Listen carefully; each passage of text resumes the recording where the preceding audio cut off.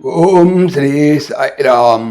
పోతన భాగవతము ప్రథమ స్కందంలోని పద్యాలు తీసుకుంటున్నాం. సాయిరామ్. మొట్టమొదటిగా ఈ రోజున 85వ పద్యం తెలుసుకుంటున్నాం. వ్రతధారిణై వేదవాహిని గురుశ్రేణి మన్నింతు విహిత కర్మముల కొరత పడకుండ నడుపుదు భారతమిషమున పలికితి వేదార్థ భావమెల్లా భారతమిషమునన్ పలికితి వేదార్థ భావమెల్లా మునుకొని స్త్రీ శూద్ర ముఖ్య ధర్మములందు తెలిపితినే చెల్లా దినం చేసి ఆత్మ సంతసమందన్ ఆత్మలో ఈశుండు సంతసింపగయున్న జాడతో చే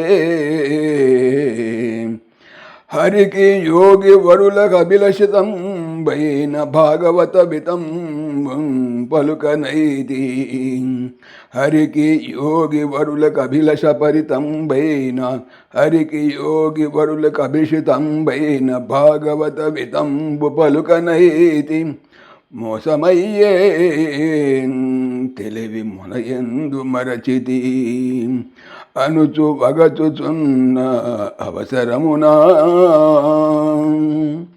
వ్రతధారిని నిష్టలో ఉన్నవానిగా అయి పేద వేదముల వాహిని అగ్నుల గురువుల అంటే ఇక్కడ కన్న తండ్రి పెంచిన తండ్రి ఉపాధ్యాయుడు బృహస్పతి కులము పెద్ద తండ్రి తోడ పుట్టినవాడు తాత అన్న మామ మేనమామ రాజు కాపాడిన వాళ్ళు వీళ్ళందరూ గురువులుగా చెప్పుకోవచ్చు మనం. శ్రేణి సమూహమును మన్నింతున్ గౌరవింతును విహిత వేదములలో విధింపబడిన కర్మములన్ పనులలో కొరత లోపము పడకుండన్ లేకుండా నడిపిస్తాను భారతమనే మిషమునన్ వంకతో పలికితి వెల్లడించి తిని వేదముల యొక్క అర్థ ప్రయోజనము భావము సారాంశము ఎల్లన్ అంతటినీ పూనుకొని స్త్రీలకు శూద్రులకు ముఖ్యమైన ధర్మములు అందులో తెలియజేసి తిని నేను చెలగి ఉత్సాహంతో చలనంటే చెలగి ఉత్సాహముతో దీని చేసి వలన ఆత్మ సంతోషము పొందదు ఆత్మ లోని ఈశ్వరుడు సంతోషింపకుండగా ఉన్న జాడన్ విధముగా తోచుచున్నది.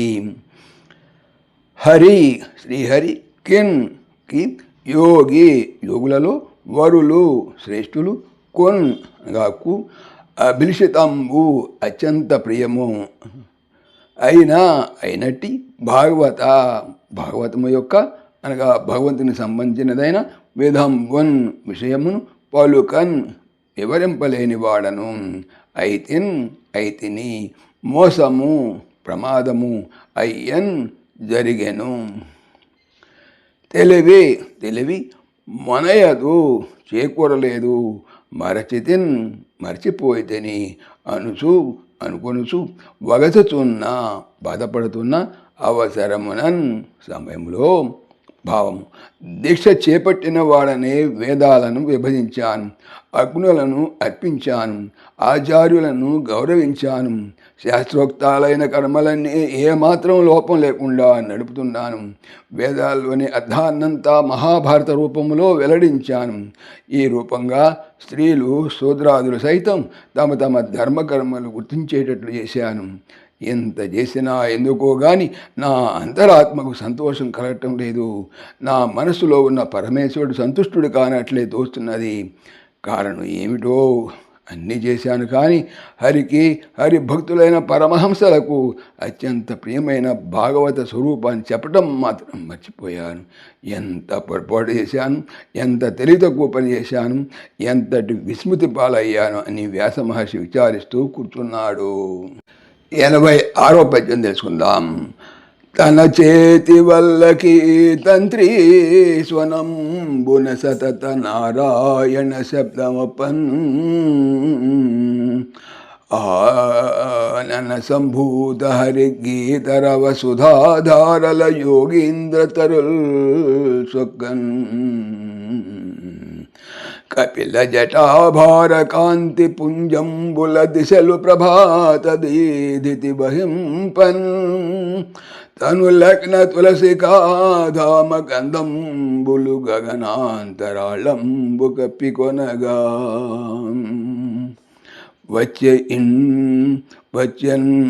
మింట నుండి వాసవి నందను కడకు మాటలాడ కడకతోడా భద్ర విమల కీర్తి పారగుణ్ ఆరూఢనయ విశారదుండు నారదుండు ఆరూఢనయ విశారదుండు నారదుండు తన చేతిలో ఉండి వల్లకి వీణ తంత్రి తీగల స్వనంబునన్ శబ్దం వలన సదత ఎడతెగని నారాయణ నారాయణ అని శబ్దము ఒప్పన్ అలంకరింపగా ఆనన నోటి నుంచి సంభూత వెలువడే హరి విష్ణువు యొక్క గీత పాటల రవ ధ్వని సుధా అమృత ధారల వలన యోగులలో ఇంద్ర శ్రేష్టమైన వారి తతులు సమూహము స్వక్కన్ పరవశించగా కపిల రంగుతో అంటే రాగి రంగుతో కూడా అంటాం.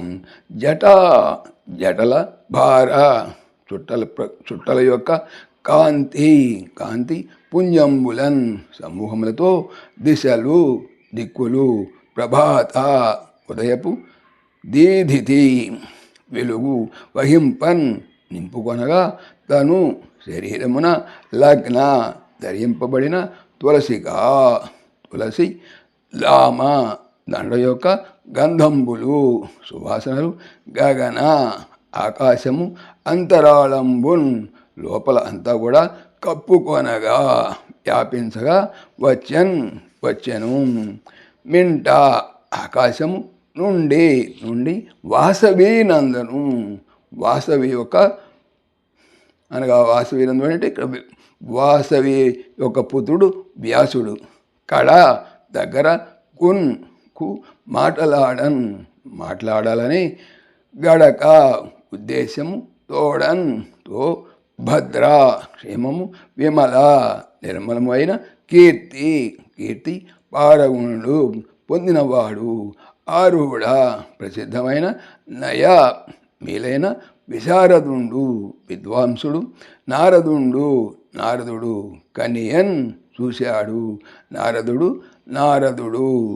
భావము ఆ సమయంలో తన చేతిలో ఉన్న మహతి అనే వీణతీగలో నుంచి నారాయణ నామం నిరంతరంగా ప్రతిధ్వనిస్తూ ఉండగా నోటి వెంట వెలువడే హరినామ సంకీర్తనం అనే అమృత ప్రవాహంలో మహాయోగులందరూ పరవశించిపోతూ ఉండగా బంగారు రంగు జటాజూట కాంతి సమూహాలకు దిక్కులన్నీ ప్రభాత కాంతులతో మెరుస్తుండగా ఒంటి నిండా ధరించిన తులసిమాల సుగంధాలు ఆకాశం నుండా వ్యాపిస్తుండగా ముల్లోకాలలో అఖండమైన పేరు ప్రతిష్టలు గలవాడు సకల శాస్త్ర పురాణ విశారదుడైన నారదుడు వ్యాసుని దగ్గరకు ఆకాశ మార్గాన వచ్చాడు.